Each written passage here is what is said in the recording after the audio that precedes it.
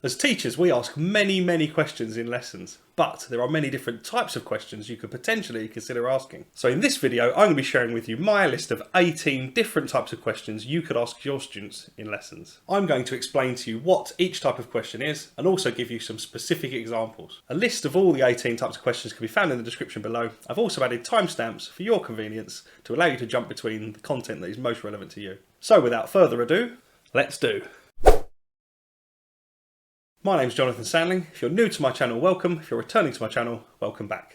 Question type number 1, closed questions. A closed question is a question that can be answered with a simple, specific answer, such as yes or no. Closed questions are usually used by teachers to check student understanding by asking them to recall specific factual information. Examples of closed questions may include, are you over 18 years of age? Which year did England win the World Cup? Do you like Marmite? Question type number 2, open questions. An open question is opposite to a closed question in that it cannot be answered with a simple static response such as yes or no. Instead, there will be multiple potential responses that students can provide. Open questions can be used to check student understanding, but they are typically used more for developing new understanding and more opportunities for new thinking. Student responses are usually more detailed and more varied, allowing for much more discussion and debate. Examples of open questions may include, why do you enjoy your art lessons so much? What is the main purpose of government? Why are superhero movies so popular?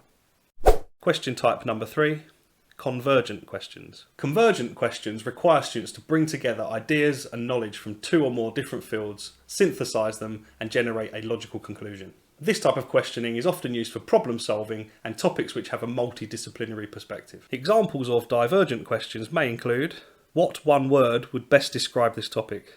What is the common theme here? What happened as a result of those actions?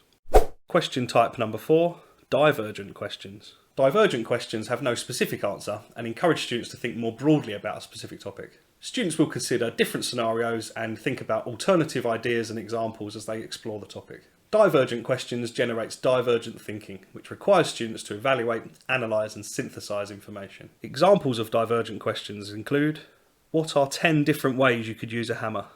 What might be the long-term impact of this event? Why did the author end the story in tragedy? Question type number 5, display questions. Display questions are a type of rhetorical question where the teacher already knows the answer. A teacher will therefore use a display question to check a student's prior understanding of a particular topic. Examples of display questions include, what year was the first moon landing? What are the 5 stages of grief? How many players are in a cricket team? Question type number 6, referential questions. Referential questions are opposite to display questions in that they are asked because the teacher does not know the answer. So a teacher would ask a student a question that they have no way of knowing the answer to. And these questions are typically used to explore a student's personal experiences or unique perspectives. Examples of referential questions include, what did you do at the weekend? What was going through your mind when you completed that task? How did you feel when you finished last in the race?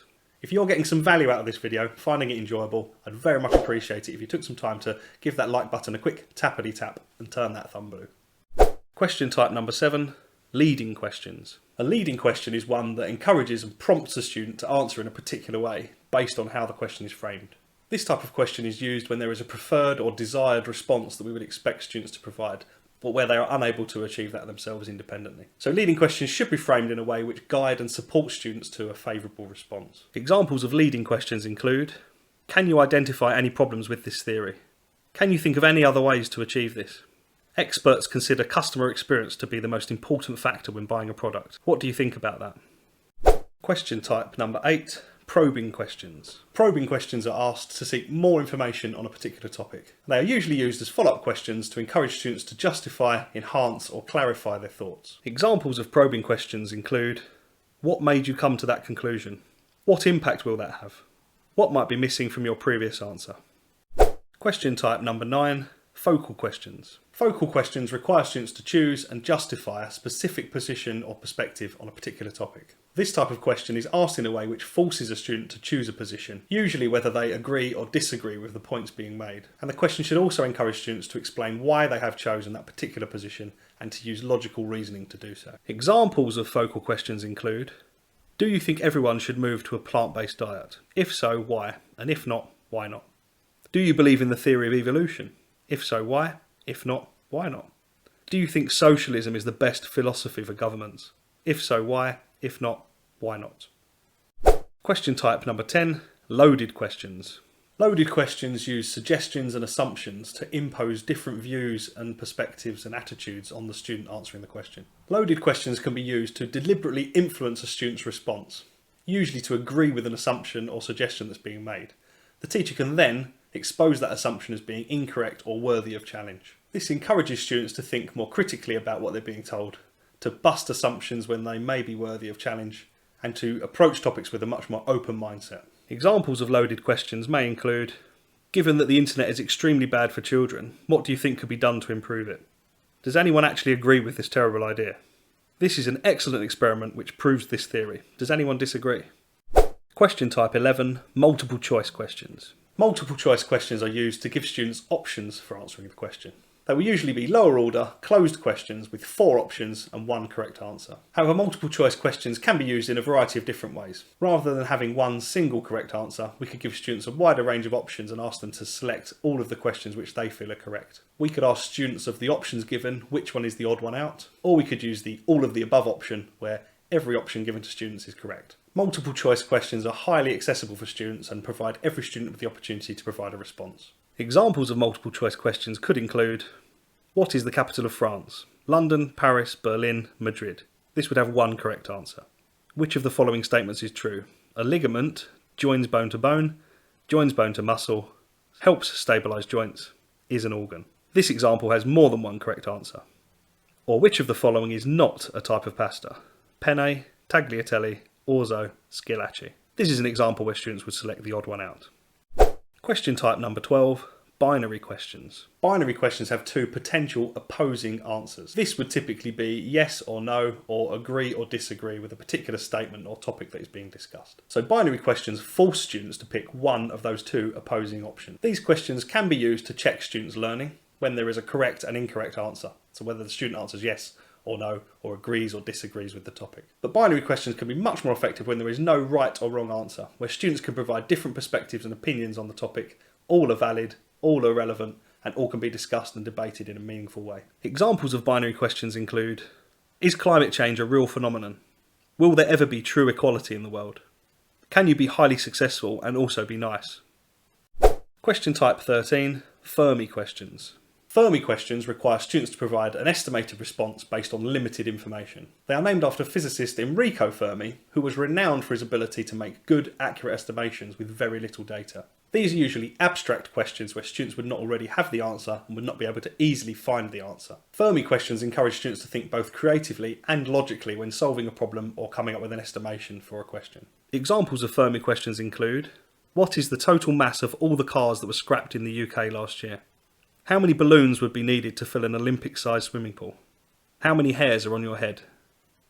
Question type 14, Hypothetical Questions. Hypothetical questions challenge students to think, what if? They are questions which require students to think how they would feel and act in a potential or imaginary future scenario. Teachers can use hypothetical questions to promote creative thinking, problem solving and evaluation and other higher order thinking skills. Examples of hypothetical questions include, what would the world be like if Shakespeare had never existed?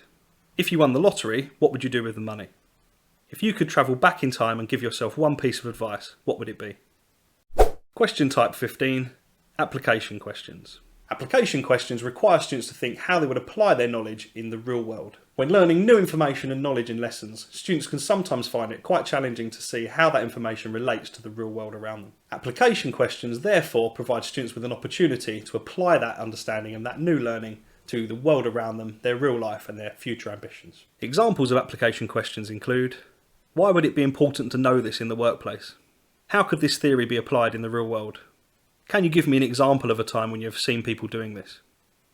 Question type number 16, Thunk Questions. Thunk questions are highly abstract questions which require students to think very creatively to provide a response. There will never be a single correct answer to a Thunk question. They are always open to interpretation and debate. Thunk questions could be used in relation to the topic being taught, or if your main aim is to just generate creative, critical thinking and discussion and debate in your lessons, you could use Thunk questions in an unrelated, nonsense way. Examples of Thunk questions may include, is combing your hair art? What colour is Wednesday? Is it better to be rich and mean or poor and kind? Question type 17, Ethical Questions. Ethical questions are values-based questions which contain moral choices and dilemmas. They will typically allow for multiple alternative solutions, however all of which will be problematic for the student to come to terms with from an ethical perspective. And this type of question creates cognitive dissonance in the students' minds, which is always a good thing. Examples of ethical questions include: how should we decide who receives organ transplants? Should animals be kept in zoos? And you are stuck in the snow with your mum and dad, but you only have 2 blankets to stay warm. Who should get the blankets? Question type 18, affective questions. Affective questions encourage students to express their views, their attitudes and their feelings around a particular topic. This type of question encourages students to engage with the topic, and it also helps students to relate to the subject being taught in a more personal way. Examples of affective questions may include: how do you feel about that? Is that important to you? Does this change your attitude towards this in any way? Now, you may never ask all of these types of questions all the time in every lesson, but questioning is so integral to teaching and learning that it's important that you have an understanding of the wider range of questioning types that are available to you as a teacher. If you enjoyed this video and found it valuable, I would very much appreciate it if you gave the like button a quick tappity tap, turn that thumb blue. If you'd like to see more videos like this one, please consider subscribing to my channel where I create content about teaching and some other stuff. My name's Jonathan Sandling. Ta-ta for now.